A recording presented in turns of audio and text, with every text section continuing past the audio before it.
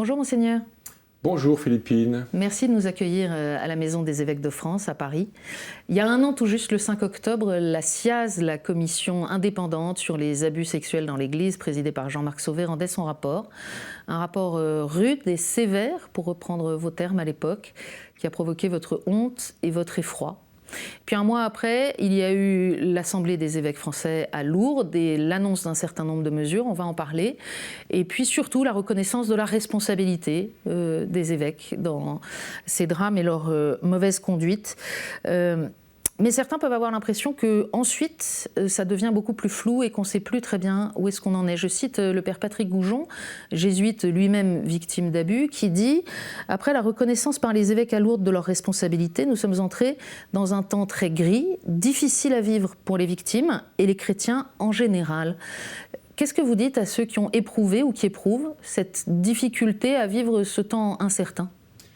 Avant tout, que je pense tous les jours à eux. Depuis cette assemblée en particulier, depuis la remise du rapport par M. Sauvé, depuis l'assemblée de Lourdes, depuis la prière, la reconnaissance de la demande de pardon que nous avons émise, il ne se passe pas 2 jours sans que je pense à eux. C'était déjà d'ailleurs le cas avant, mais désormais ça a pris une forme plus concrète avec l'image que nous avons affichée à Lourdes de l'enfant qui pleure. Et je crois pouvoir dire que c'est le cas de tous les évêques. Nous avons vraiment franchi en novembre dernier à l'Assemblée un pas spirituel que nous avons franchi tous ensemble. Alors, il y a énormément de travail à faire, donc de fait, tout ne se voit pas, et ce travail va se déployer dans le temps, mais nous y sommes engagés et nous travaillons jour après jour à sortir de la situation qui a conduit à tous ces abus. Concrètement, quelles sont les procédures, les mesures mises en place dans l'Église en France pour protéger les mineurs? Est-ce qu'il y a des lignes de conduite dont vous pouvez dire aujourd'hui qu'elles sont connues et pratiquées partout et par tous? Donc nous avons reconnu à Lourdes, et grâce au rapport de la CIAZ, nous avons pris la mesure du caractère systémique de ces abus. Donc il faut une réponse à la hauteur de ce système aussi. Et par conséquent, nous avons des réponses un peu tout azimut, en tout cas dans toutes sortes de domaines. Donc oui, aussi bien du côté de la prévention que du point de vue de la réaction, que du côté de la formation, voilà, des actions sont aujourd'hui engagées. Par exemple, une charte de la bientraitance a été travaillée, et maintenant elle est diffusée dans tous les diocèses, dans toutes les écoles, dans toutes les institutions dépendantes de l'Église catholique. Il faut obtenir qu'elle soit réellement travaillée par tous ceux qui sont concernés. C'est un travail de vigilance pour lequel nous avons un conseil de lutte contre la pédophilie et de prévention de la pédophilie. Par exemple, nous avons des formations pour des référents diocésains et jamais il n'y a eu autant d'inscrits dans ces formations qu'aujourd'hui. Il faut continuer ce travail qui va se déployer sur des années. Est-ce qu'on peut dire qu'aujourd'hui l'Église est une maison sûre ? Oui, je crois qu'on peut dire que l'Église est une maison sûre parce que ce qui s'est passé au mois d'octobre dernier, entre octobre et novembre dernier, c'est que tout le peuple de Dieu a pris conscience que cette réalité existait, qu'il y avait une espèce de prégnance dans l'humanité, pas seulement dans l'Église, mais de façon générale dans l'humanité, de cette violence sexuelle toujours possible à l'égard des mineurs. Et donc, il y a, il me semble, une vigilance plus grande, une attention plus grande, dans laquelle nous nous entraidons les uns les autres. Ce rapport de la CIAZ, Monseigneur, il se terminait par 45 recommandations. Pourquoi les évêques n'ont-ils pas simplement accueilli et cherché à appliquer ces recommandations telles qu'elles étaient formulées ? Parce qu'elles n'étaient pas faites vraiment pour cela, elles étaient faites pour être vraiment reçues. Donc nous avons reçu, travaillé ces recommandations. Vous vous en souvenez, nous avons travaillé d'ailleurs avec une centaine, 150 laïcs ou personnes diverses, d'ailleurs pas que des laïcs, mais des prêtres, des consacrés, etc., qui sont venus nous rejoindre à Lourdes. Nous avons décidé de constituer des groupes de travail qui continuent à travailler sur les pistes ouvertes par le rapport de la CIAZ. Et puis nous avons essayé d'aller aussi loin que possible, mais même plus loin encore, notamment en mettant en place, aussi bien du côté des religieux avec la COREF que nous, les évêques pour les diocèses, des procédures de reconnaissance et de réparation qui vont encore au-delà de ce que la CIAZ recommandait. Alors, vous parlez de réparation. L'INIR, l'instance de réparation, a été mise en place. Elle indique que depuis janvier dernier, elle a reçu 1 millier de contacts de la part de victimes. Et à aujourd'hui, il y a 45 personnes qui ont été indemnisées. On voit donc l'extrême lenteur de ce processus qui rajoute de la souffrance. Beaucoup de victimes en témoignent. Ben, j'en suis conscient. Je sais bien que pour les victimes, c'est très douloureux. C'est déjà douloureux pour eux de réexprimer leur histoire pour se présenter à cette instance qu'est l'INIR. C'est d'ailleurs pareil pour ceux et celles qui s'adressent à la CRR, qui est l'instance côté religieux et religieuse. Donc je suis conscient que c'est douloureux de ne pas savoir quand ça va aboutir. Mais l'INIR et la CRR font un travail tout à fait inédit, en tout cas dans notre pays, en France. Donc il faut trouver des personnes qui veulent bien collaborer, il faut créer une culture et une méthodologie commune. Donc il faut le temps de former les gens. Madame de Reims-Vaucresson, qui préside l'INIR pour nous, les évêques, est très attentive à la qualité et aux compétences professionnelles de ceux et de celles qu'elle recrute. Donc ça prend du temps, c'est vrai, et trop de temps, j'en suis conscient, mais c'est la condition pour que ça puisse durer et pour que ça puisse déboucher. Et je crois qu'on peut se réjouir aussi que ce travail se fasse, il est engagé, il est entamé, et ces personnes seront accompagnées et recevront ce que nous pouvons leur apporter d'aide dans ce chemin de reconnaissance et de réparation qu'elles ont entamé. Vous dites que c'est inédit parce que le mécanisme va au-delà de ce que prévoit la justice des hommes ? Il fait autre chose que ce que prévoit la justice des hommes. D'abord parce que nous traitons des cas que la justice des hommes ne traite pas, juste précisément, parce que si la justice peut s'appliquer, il convient qu'elle s'applique, et elle doit s'appliquer, mais tous les cas prescrits, tous les cas que pour une raison ou pour une autre, la justice de l'État ne prend pas en charge, eh bien, ils sont pris en charge dans ce dispositif.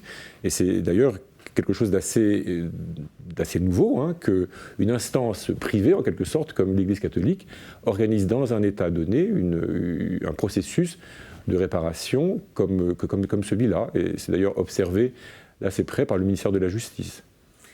Vous parlez de la souffrance et de la colère des personnes victimes devant la lenteur, par exemple, de ce processus. De manière générale, il y a une violence dans l'expression des victimes qui peut s'exercer à l'endroit de l'Église, à l'endroit des évêques notamment. Comment l'accueillir ? Personnellement, j'ai reçu assez régulièrement des personnes victimes, malheureusement, donc j'entends cette colère, j'entends cette réaction. Je vois aussi comment elle peut se transformer quand on arrive à créer une relation, à écouter, à accepter aussi cette colère. Il n'y a pas à s'offusquer de cette colère, elle est tout à fait légitime et ça permet de créer une relation véritable. Aujourd'hui, les personnes victimes, elles sont devenues des témoins pour nous. La SIAZ a insisté sur cette transformation. Nous-mêmes, à l'Assemblée de Lourdes, nous avions aussi vécu cela avec des personnes victimes qui nous ont parlé et qui ont insisté pour dire qu'elles n'étaient pas que des personnes victimes, elles sont aussi des témoins. Et je voudrais saluer ici le courage de toutes les personnes victimes qui parlent, et peut-être aussi de celles qui n'ont pas parlé encore pour différentes raisons, parce qu'il faut beaucoup de courage pour aller dire ce que l'on a subi, pour aussi dénoncer les lenteurs ou la surdité d'une institution comme l'Église. Donc cette colère est légitime et nous espérons contribuer, comme nous pouvons, à ce qu'elle puisse se transformer en un chemin pour chacune et chacun. Revenons à la publication du rapport. Monseigneur, devant l'ampleur des chiffres, on rappelle ce que dit le rapport Sauvé, 216 000 victimes estimées de prêtres ou religieux et 330 000 dans le cadre des activités au sein de l'Église. Devant l'ampleur de ces chiffres, il y a eu assez rapidement des controverses. Et je pense naturellement à un rapport publié par l'Académie catholique de France qui a eu des lecteurs attentifs dans l'Église et y compris jusqu'à Rome. Où est-ce qu'on en est de ces débats aujourd'hui ? Alors ces chiffres, d'abord c'est une estimation. Mais c'est ça qui a fait le choc du 5 octobre l'année dernière. Parce qu'au-delà des chiffres, ce sont des personnes.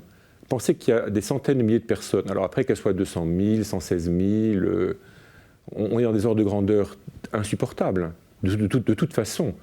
Donc on peut toujours discuter de la méthodologie d'une estimation, mais on est dans des ordres de grandeur qui ne peuvent pas être supportés, qui ne peuvent pas être supportés par la société, et qui ne peuvent pas être supportés dans l'Église du Christ. Le Christ n'a pas créé l'Église pour être une instance qui fait du mal aux gens. Donc ce sont des vies humaines abîmées, brisées. Aujourd'hui on sait, et particulièrement depuis 2016, on sait que des enfants atteints comme cela sexuellement dans leur enfance n'oublient jamais que leur corps, leur psychisme emporte la trace, que leur vie emporte les conséquences dans le long terme de l'existence.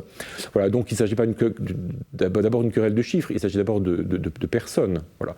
Et ce que nous avons dû reconnaître grâce au rapport de la SIAZ, et pu reconnaître grâce au rapport de la SIAZ, c'est que ce n'était pas quelques cas comme cela marginaux. C'est un phénomène beaucoup plus prégnant qu'on ne pouvait le penser. Et c'est un phénomène, ces agressions sexuelles sur les mineurs, qui est prégnant aussi dans la société, dans bien d'autres secteurs de la société.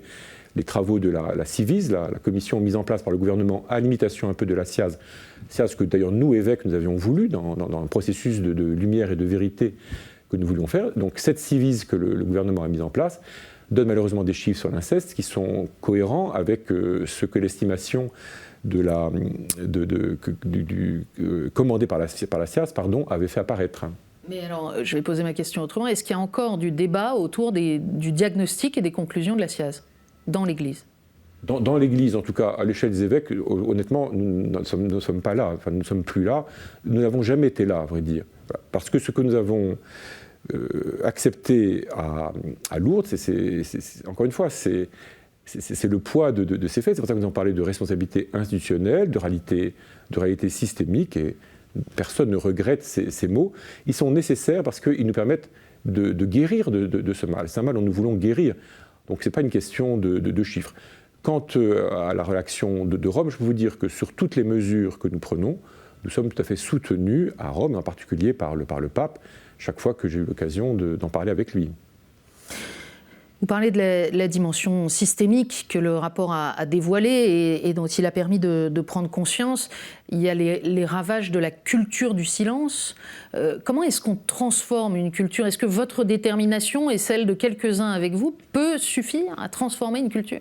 Je ne crois pas que nous soyons que quelques-uns, parce que ce qui s'est passé le 5 octobre dernier, c'est que c'est tout le peuple de Dieu qui a pris conscience que cette réalité existait, qu'elle existait malheureusement dans l'Église, qu'elle existait malheureusement aussi dans d'autres domaines de la société. Donc c'est toute la société aujourd'hui, c'est toute notre... tout le monde est au courant et tout le monde peut être conscient de cette réalité.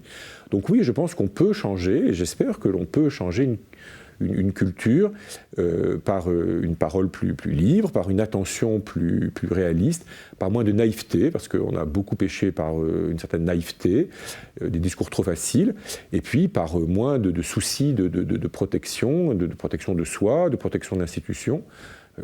Sur tout cela, on peut progresser, mais on progressera parce que toutes les composantes, pas seulement les évêques, mais toutes les composantes du peuple de Dieu sont conscients qu'il faut progresser. Et je pense aussi que toute la société aujourd'hui est consciente que sur ce domaine-là, il faut sortir de l'aveuglement. Mais on est d'accord que c'est un processus en cours. On ne peut pas dire aujourd'hui que le pas est accompli et que c'est derrière nous. Je dirais que le pas est accompli, mais que c'est un chemin sur lequel il faut marcher. Voilà. On a franchi un seuil, je crois, vraiment très décisif, mais la marche est loin d'être terminée et c'est sans doute de toute façon un travail qui accompagnera l'humanité tout entière tout au long de sa marche désormais. Vous parliez tout à l'heure, Monseigneur, des groupes de travail que les évêques ont lancés en novembre dernier. 9 groupes de travail sur des sujets très, très divers, depuis les bonnes pratiques devant les cas d'abus signalés, l'analyse des causes des violences sexuelles, en passant par l'accompagnement du ministère des prêtres ou celui des évêques. Ce travail est assez discret pour l'instant. Comment est-ce qu'il avance et qu'est-ce qu'il faut en attendre ? Alors il avance bien. Ces groupes de travail ont commencé en avril seulement, en gros, parce qu'il a fallu le temps de les constituer. Mais ici, je voudrais dire ma gratitude à la centaine de personnes qui participent. Ce sont des gens qui prennent sur leurs loisirs, sur leurs week-ends, sur leurs soirées, sur leurs vacances, parce que beaucoup ont travaillé pendant cet été de différentes manières pour nous aider, pour aider l'Église, pour aider, j'espère aussi, la société tout entière, en nous aidant à progresser sur ce travail. Donc ce travail avance. À l'Assemblée prochaine, au mois de novembre, début novembre, ils nous feront un point d'étape. Et les pilotes de chaque groupe de travail rencontreront les évêques. Et puis, en mars prochain, ils nous rendront leurs conclusions. Puis après, il nous faudra, nous, recevoir ces conclusions, voir comment nous pouvons les mettre en œuvre. Et là encore, tout ne va pas se terminer en mars prochain. C'est un travail qui va s'ouvrir encore pour des années. On précise que ces groupes sont constitués de personnes laïques, de consacrés, de prêtres, de personnes victimes. Voilà, qu'ils ont auditionné dans chaque groupe, donc il y a au moins une personne victime. Et puis, ils ont auditionné 90 ou une petite centaine d'experts, parce qu'ils fonctionnent beaucoup en écoutant ce que d'autres, dans leur spécialité, ont à dire. Ils ont besoin d'être aidés par l'ensemble des compétences qui peuvent exister, notamment dans un pays comme le nôtre. Parmi les mesures annoncées, il y avait aussi la création d'un tribunal pénal canonique national. Pourquoi est-ce qu'il n'est toujours pas en activité ? Parce que c'est une réalité, une construction nouvelle. Hein. D'habitude, dans la tradition de l'Église, il y a un tribunal dans chaque diocèse qui est plutôt chargé de traiter des causes matrimoniales, donc des questions de mariage, qui peut traiter des causes pénales, mais qui n'est pas tellement préparé pour cela, enfin en tout cas qui n'était pas préparé pour cela. Donc nous avons voulu construire un tribunal à l'échelle de toute la conférence épiscopale française, ce qui est une construction inédite. Donc il a fallu travailler avec Rome pour que ce tribunal ait vraiment l'autorité nécessaire. Parce que ce qui est important, c'est que ces décisions puissent s'imposer, en particulier à ceux et celles qui auront à les mettre en œuvre ou à en subir les conséquences. Donc voilà, ça prend un peu de temps. Désormais, les statuts sont prêts et ils ont reçu l'approbation de Rome. Il doit faire l'objet d'un dernier vote à l'Assemblée et d'une ultime recognition de la part du Saint-Siège. Mais ça ne devrait pas poser trop de problèmes. Les membres de ce tribunal sont choisis, sont désignés, ils ont accepté et donc ils vont recevoir leur mission. Et donc ce tribunal devrait commencer ses travaux début janvier. C'est un peu long, mais parce que nous faisons des choses neuves. Avec la SIAZ, vous avez manifesté, vous rappeliez que c'est une initiative des évêques, vous avez manifesté le souci des abus sexuels commis sur des personnes mineures. Mais on voit bien qu'il y a aussi les abus de pouvoir, les abus spirituels, les abus sexuels sur des personnes majeures. Est-ce que sur tous ces sujets, il faudra d'autres commissions ? Je pense que non, parce que nous apprenons, à travers ce que nous avons vécu à propos des abus sur personnes mineures, je pense que nous apprenons en termes d'accueil, en termes d'écoute, en termes de réaction, en termes d'accompagnement, en termes de sanctions, en termes de décision. Donc là aussi, il y a tout un champ de travail. Nous y travaillons assez régulièrement, notamment avec la COREF, c'est-à-dire avec les religieux et les religieuses de France. Ça touche l'Église diocésaine, mais aussi beaucoup des communautés, des congrégations. Des communautés religieuses, ça touche aussi beaucoup d'associations publiques de fidèles qui mènent la vie commune et qui sont un peu dans une zone pas très claire du point de vue du droit de l'Église, savoir qui veille sur elles, qui les visite, etc. Donc nous allons renforcer les choses de ce point de vue-là. Nous allons travailler à former les évêques et aussi peut-être les religieux et les religieuses à la visite de ces lieux ou d'un monastère ou d'une communauté, de manière à nous rendre plus attentifs, à être moins naïfs qu'on ne l'a été, parce qu'il y a des tas de réalités qui n'ont pas été vues jusque-là. Et identifier, définir l'abus de pouvoir ou l'abus spirituel, parce que c'est des matières qui sont plus complexes à cerner. C'est des matières plus complexes à cerner, donc il y a heureusement toutes sortes de travaux qui se font, hein. Il y a eu plusieurs colloques, les universitaires travaillent.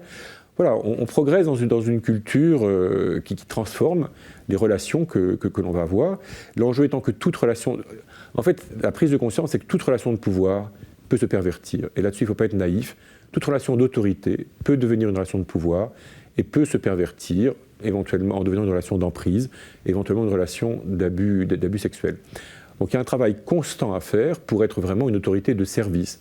Nous le disons volontiers que dans le christianisme, que voilà, l'autorité c'est toujours au service, mais il ne suffit pas de se payer de mots, il faut que ce soit la réalité.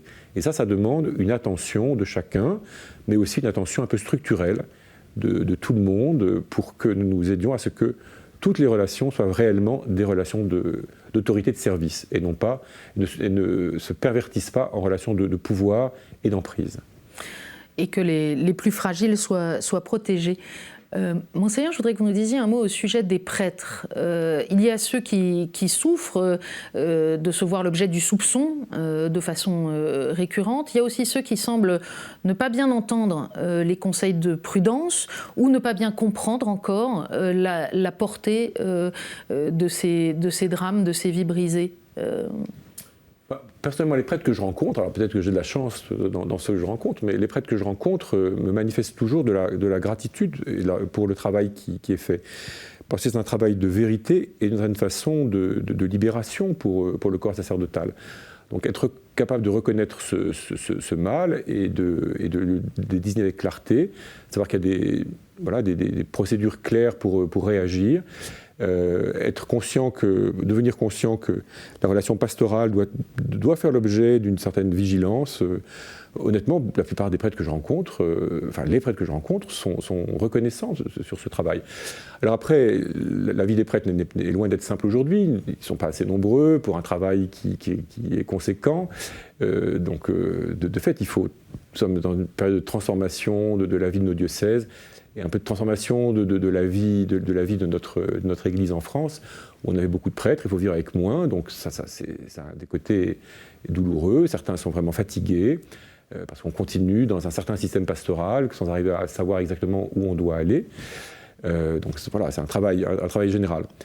Mais je pense que ce travail, nous le faisons ensemble, et il faut sans doute, ça je dois le dire, c'est vrai que dans les 2-3 années passées, nous avons, nous évêques, beaucoup travaillé ce sujet des abus sexuels sur des personnes mineures. On l'a fait entre évêques, on n'a sans doute pas suffisamment associé les prêtres à ce travail, et c'est quelque chose que nous devons enclencher maintenant davantage, de continuer le travail à faire, en y associant davantage les prêtres. Est-ce qu'une des conséquences de cette prise de conscience, de ce travail sur la nature du pouvoir, et des révélations de la SIAZ, peut être une transformation de la relation dans l'Église, de la relation entre prêtres et laïcs, entre prêtres et évêques, entre laïcs et évêques? En fait, ces relations, elles se transforment depuis longtemps, depuis des décennies. Mais il est certain que ce travail, le rapport de la SIAZ et les décisions que nous avons prises en novembre amènent à un approfondissement et puis peut-être une accélération de ces transformations. Il faut y ajouter le processus synodal voulu par le pape François.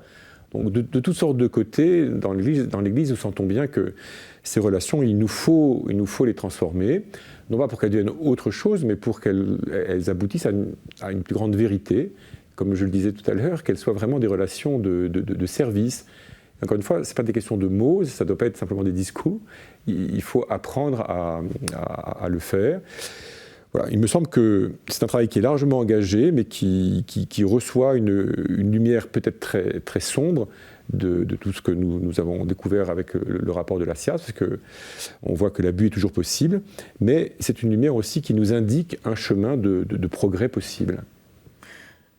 Comment poser un regard de foi sur notre Église aujourd'hui, avec tout ça? Comment discerner des signes que c'est bien Dieu qui conduit l'Église?